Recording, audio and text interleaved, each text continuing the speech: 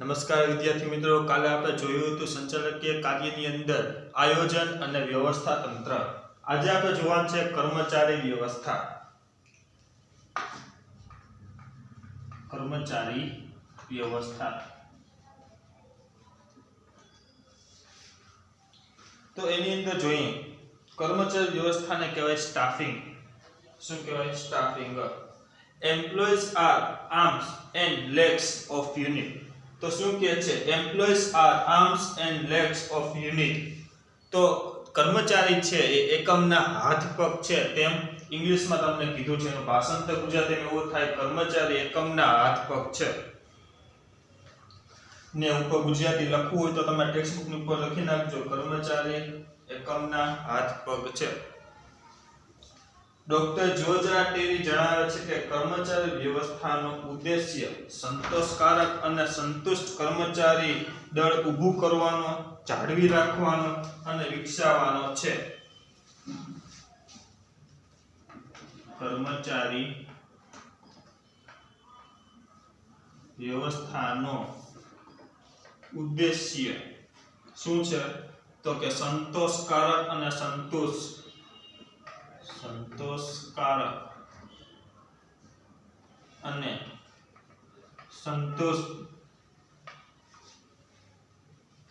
કર્મચારી દળ ઊભું કરવાનું. કર્મચારી દળ ઊભું કરવાનું.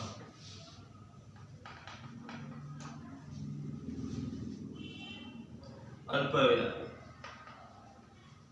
જાળવી રાખવાનો અને વિકસાવવાનો.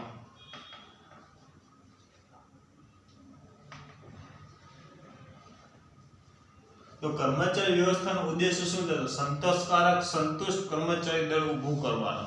સંતોષકારક અને સંતુષ્ટ કર્મચારી દળ ઊભું કરવાનો. બીજું છે જાળવી રાખવાનો અને છે વિકસાવવાનો.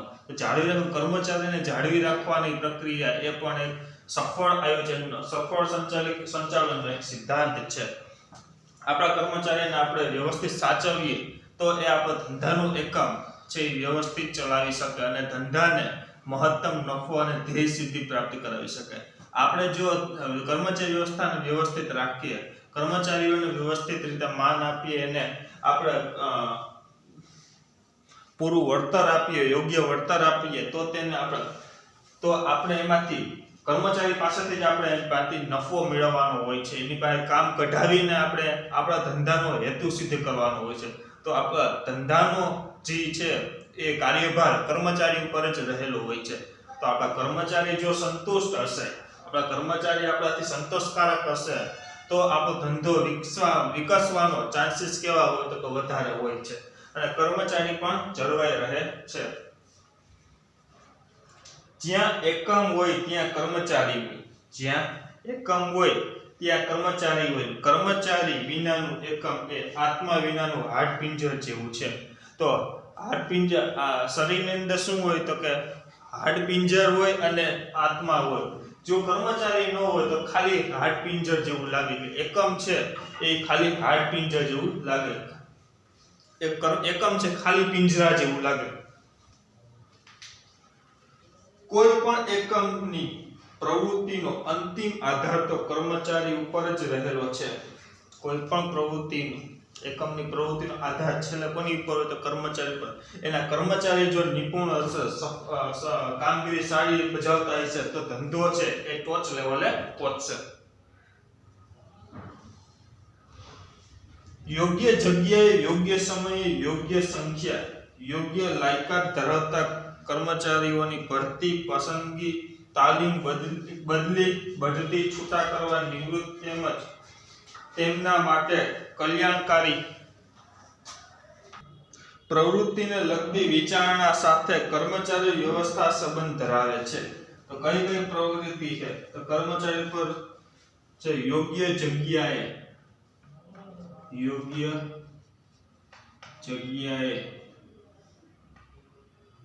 પછી છે યોગ્ય સમયે, પછી અલ્પવિરામ યોગ્ય સંખ્યામાં, યોગ્ય સંખ્યામાં યોગ્ય લાયકાત ધરાવતા કર્મચારીઓ યોગ્ય લાયકાત ધરાવતા કર્મચારીઓ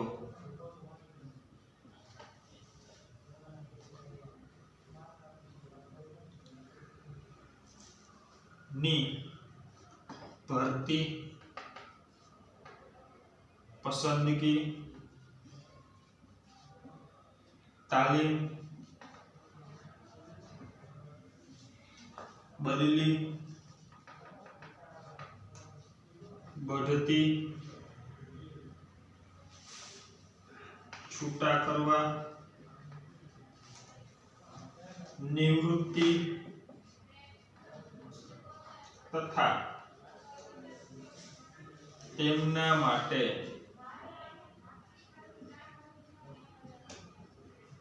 કલ્યાણકારી પ્રવૃત્તિને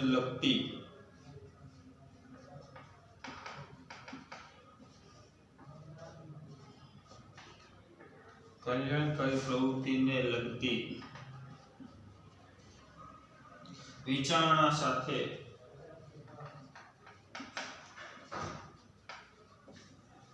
કર્મચારી વ્યવસ્થા સંબંધ ધરાવે છે.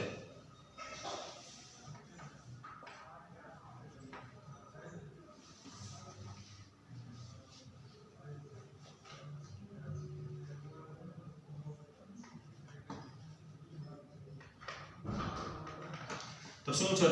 યોગ્ય જગ્યાએ, યોગ્ય સમયે, યોગ્ય સંખ્યામાં યોગ્ય લાયકાત ધરાવતા કર્મચારી ની ભરતી.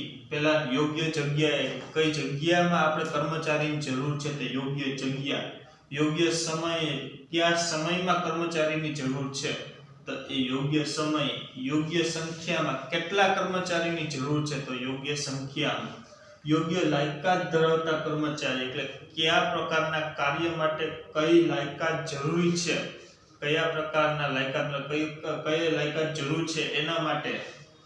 જો કોઈ પણ મેડિકલ ઓફિસરના કર્મચારી હોય, મેડિકલ નહીં બલ્કિ મેડિકલમાં કામ કરતા કર્મચારીઓની જરૂર હોય, મેડિકલની અંદર કામ કરતા કર્મચારીઓની જરૂર હોય તો એમાં બીકોમ નો હાલે, એમાં શું હાલે? બીએસસી હાલે. તે થઈ યોગ્ય લાયકાત ધરાવતા કર્મચારી. પછી છે ભરતી, પસંદગી, તાલીમ, બઢતી, છૂટા કરવા, નિવૃત્તિ તથા કલ્યાણકારી પ્રવૃત્તિ. ભરતી એટલે આપણે કર્મચારીને લઈએ છીએ ભરતી. પછી પસંદગી, જેટલા કર્મચારીને આપણે લીધા છે તેમાંથી એકમમાં કયા કર્મચારીને રાખવા તેને કહેવાય પસંદગી.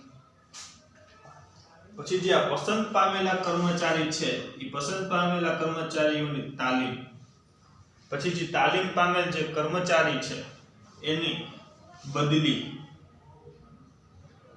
કર્મચારીની બદલી. પછી જે બદલી કરેલ છે એનું કામગીરી સારી હોય તો એની બઢતી. પછી જે વ્યક્તિ ખરાબ કાર્ય કરે અથવા કંઈ પણ કારણ અનુસાર એને છૂટા કરવામાં આવે તેને કહેવાય એકમમાંથી છૂટા કરવા. પછી એની ઉંમર થાય, એની વય મર્યાદા ઓળંગી જાય, પછી એની નિવૃત્તિ થાય એટલે નિવૃત્તિ એકમમાંથી એને નિવૃત્તિ આપીએ છીએ. પછી તેને લગતા કલ્યાણકારી પ્રવૃત્તિને લગતી વિચાર. કલ્યાણકારી પ્રવૃત્તિ એટલે એને હેડક્વાર્ટર આપવું એ પ્રવૃત્તિ, વ્હીકલ આપવી સુવિધા, વ્હીકલની સુવિધા, આ બધી એને કલ્યાણકારી કર્મચારીના હિત માટેની પ્રવૃત્તિને કહેવાય કલ્યાણકારી પ્રવૃત્તિ. લગતી વિચારણા સાથે કર્મચારી સંબંધ ધરાવે છે. કઈ કઈ વસ્તુ તો યોગ્ય જગ્યાએ, યોગ્ય સમયે, યોગ્ય સંખ્યામાં યોગ્ય લાયકાત ધરાવતા કર્મચારીઓની ભરતી, પસંદગી, તાલીમ, બઢતી, બદલી, છૂટા કરવા, નિવૃત્તિ તથા તેમના માટે કલ્યાણકારી પ્રવૃત્તિને લગતી વિચારણા સાથે કર્મચારી વ્યવસ્થા તંત્ર સંબંધ ધરાવે છે.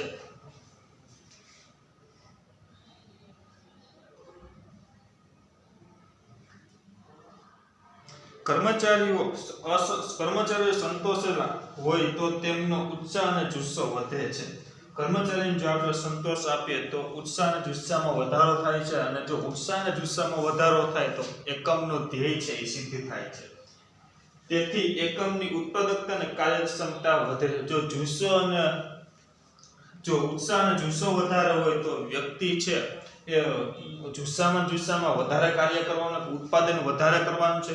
અને જો ઉત્પાદન વધારે કરે તો આપણું પ્રોડક્શન ઉત્પાદન વધારે કરે તો વેચાણ પણ વધારે થવાનું છે. અને જે ઉત્સાહ જુસ્સામાં હોય તેની કાર્યક્ષમતા પણ કેવી હોય, કામ કરવાની ક્ષમતા એટલે કાર્યક્ષમતા, કામ કરવાની ક્ષમતા એટલે કાર્યક્ષમતા એ કેવી હોય તો કે વધારે હોય છે. તો કર્મચારીઓને લગતા પ્રશ્નનો અભ્યાસ પણ કરવામાં આવે છે. કોઈ પણ ધંધાકીય એકમની સફળતાનો આધાર કર્મચારી ઉપર રહેલો હોય છે. કર્મચારી વ્યવસ્થામાં ઔદ્યોગિક એકમમાં કામ કરતા કર્મચારીને લગતા પ્રશ્નનો પણ અભ્યાસ કરવામાં આવે છે. પછી જોઈએ નીચેનો પેરેગ્રાફ. વર્તમાન સમયમાં માનવ શક્તિ આયોજન, માનવ સંશોધન, કામગીરીનું મૂલ્યાંકન, કારકિર્દી આયોજન વગેરેનો સમાવેશ પણ કર્મચારી વ્યવસ્થામાં થાય છે. તો વર્તમાન સમયમાં માનવ શક્તિનું આયોજન કે માનવની શક્તિ કઈ જગ્યાએ વાપરવી તેનું આયોજન, શ્રમ ક્યાં વાપરવો માનવીનો તે પ્રકારનું મેનેજમેન્ટ એટલે માનવ શક્તિનું આયોજન. પછી છે માનવ સંસાધનની વિકાસ, માનવનો સંસાધનનો વિકાસ, મૂલ્યાંકન, કામગીરીનું મૂલ્યાંકન, વ્યક્તિ જે કર્મચારી પોતાનું કામ કરે છે તેનું મૂલ્યાંકન એટલે કામગીરીનું મૂલ્યાંકન. કારકિર્દી આયોજન, કર્મચારીને આગળની શું કારકિર્દી નક્કી કરવી એ પણ એક કર્મચારી વ્યવસ્થાપનનો એક ભાગ છે. આ વગેરે બાબતો કર્મચારી વ્યવસ્થાનો સમાવેશ થાય છે. સંતુષ્ટ કર્મચારી એકમની મૂલ્યવાન મિલકત છે. સંતુષ્ટ કર્મચારી એકમની મૂલ્યવાન મિલકત છે તેવું દરેક પ્રગતિશીલ સંચાલન દ્રઢપણે માને છે. હવે તમને બેસ્ટ એક્ઝામ્પલ આપું તમને હું તો એક સબમાં સિરિયલ આવે તારક મહેતા કા ઉલ્ટા ચશ્મા, એમાં એક એપિસોડ એવો હતો જે જેઠાલાલની દુકાનમાં 3 વ્યક્તિ કામ કરે છે, નટુ કાકા, બાઘા અને મગન. તેને છેડા કંપનીમાંથી ઓફર આવી હતી. તે જેઠાલાલના જે કર્મચારી છે એ અન્ય એના કોમ્પિટિટર્સ એટલે છેડા કંપનીના જે હરીફ છે તેની એ કામ કરે છે. તો આ એક પણ શું છે કર્મચારી વ્યવસ્થા તંત્રનો એક ભાગ છે. એનું એક ઉદાહરણ તમને ત્યાં પણ જોવા મળે છે. વર્તમાન સમયમાં માનવ શક્તિનું આયોજન, માનવ સાધન વિકાસ, કામગીરીનું મૂલ્યાંકન, કારકિર્દી આયોજન વગેરેનો સમાવેશ પણ કેમાં થાય? કર્મચારી વ્યવસ્થામાં થાય છે. સંતુષ્ટ કર્મચારી એકમની કેવી મિલકત છે? અમૂલ્ય મિલકત છે. તેવું દરેક પ્રગતિશીલ સંચાલન દ્રઢપણે માને છે. પછી છે દોરવણી.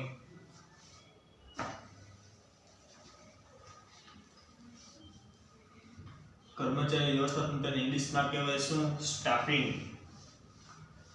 આગળ તમને પોસ્ટ પ્રોપ સમજાવીશ ત્યારે તમને કહીશ. પછીના ટોપિકમાં હું પોસ્ટ પ્રોપ સમજાવીશ ત્યારે ઇંગ્લિશમાં બધાના નામ મોઢે યાદ રાખવાના થશે. સ્ટાફિંગ છે કર્મચારી વ્યવસ્થા. પછી છે દોરવણી, રિએક્ટિંગ.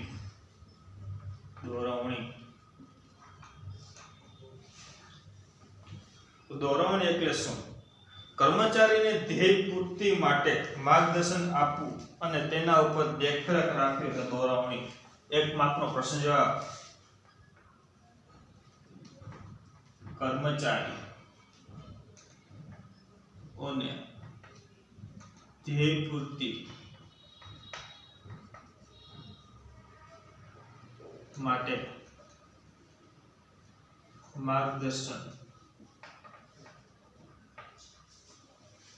આપવું અને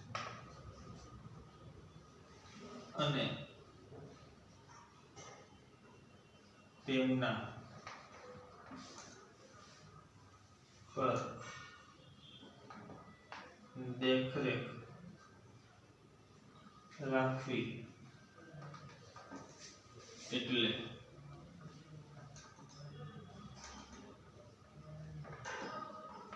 દોરવણી.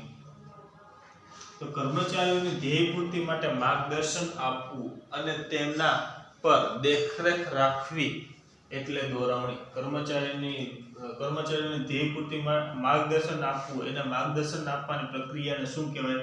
તો કે દોરવણી.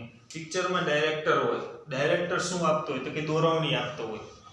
ડાયરેક્ટરનું કાર્ય શું હોય? તો કે દોરવણી આપતો. જે એક્ટર્સ હોય એ એક્ટર્સને બધે ડાયરેક્ટ કરતો હોય એને કહેવાય ડાયરેક્ટર. બરાબર? તો આ ડાયરેક્ટર ઉપરથી આ દોરવણી યાદ રાખવાનું છે. દોરવણી એને શું કહેવાય? ડાયરેક્ટિંગ. તો કર્મચારીઓને ધ્યેય પૂર્તિ માટે માર્ગદર્શન આપવું અને તેના પર દેખરેખ રાખવાની પ્રક્રિયાને દોરવણી કહે છે. કર્મચારી ઉપર ટૂંકમાં કહું તો ધ્યાન આપવું અને માર્ગદર્શન આપવું એને શું કહેવાય? તો કે દોરવણી. જોઈએ આગળ. નિર્ધારિત ધ્યેયને પ્રાપ્ત કરવા માટે એકમમાં કામ કરી રહેલા કર્મચારીઓને માર્ગદર્શન આપવું અને તેના ઉપર અસરકારક દેખરેખ રાખવાનું કાર્ય ખૂબ જ અગત્યનું છે.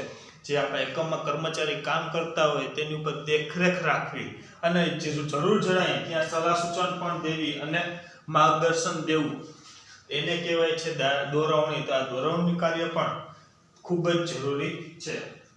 ઔદ્યોગિક એકમમાં હેતુ નક્કી કરી તેનું આયોજન કરવામાં આવે છે. ઔદ્યોગિક એકમમાં હેતુ નક્કી કરીને તેનું શું કરવામાં આવે? આયોજન કરવામાં આવે છે.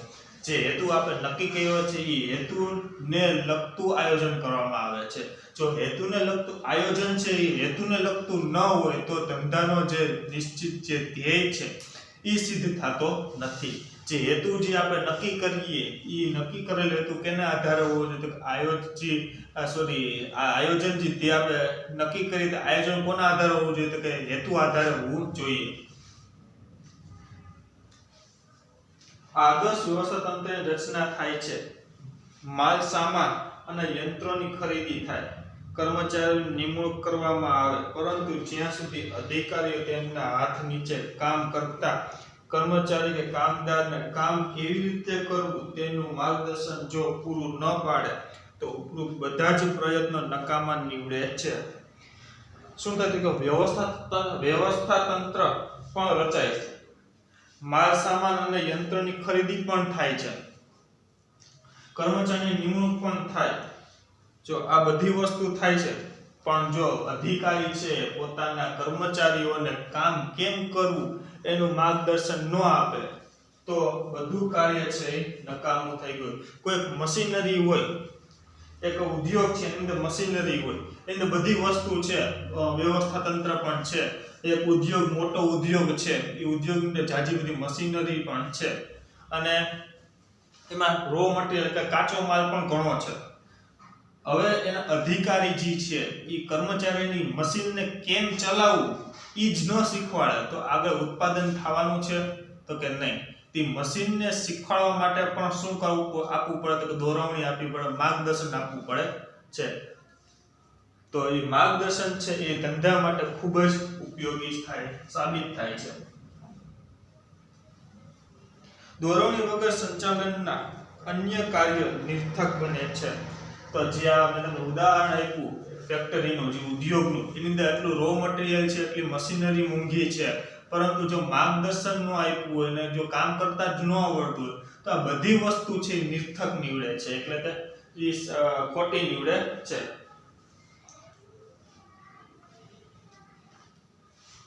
માર્ગદર્શન જો પૂરું ન પાડવામાં આવે તો ઉપરોક્ત બધી પ્રયત્નો કેવા નીવડે છે? નકામા નીવડે છે.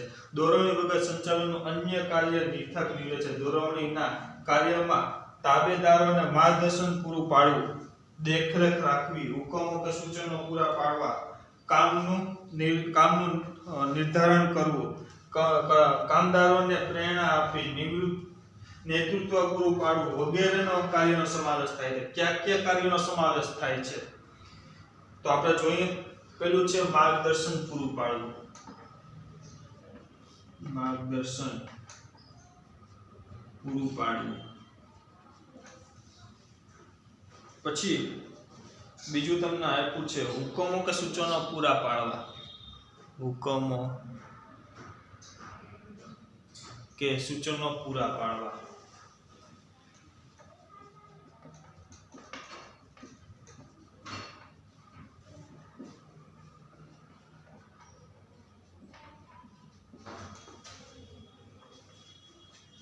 પછી છે કામનું નિર્ધારણ કરવું. કામનું નિર્ધારણ કરવું.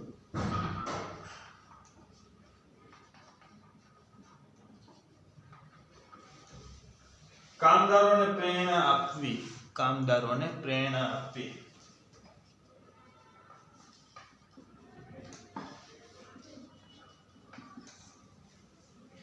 નેતૃત્વ પૂરું પાડવું.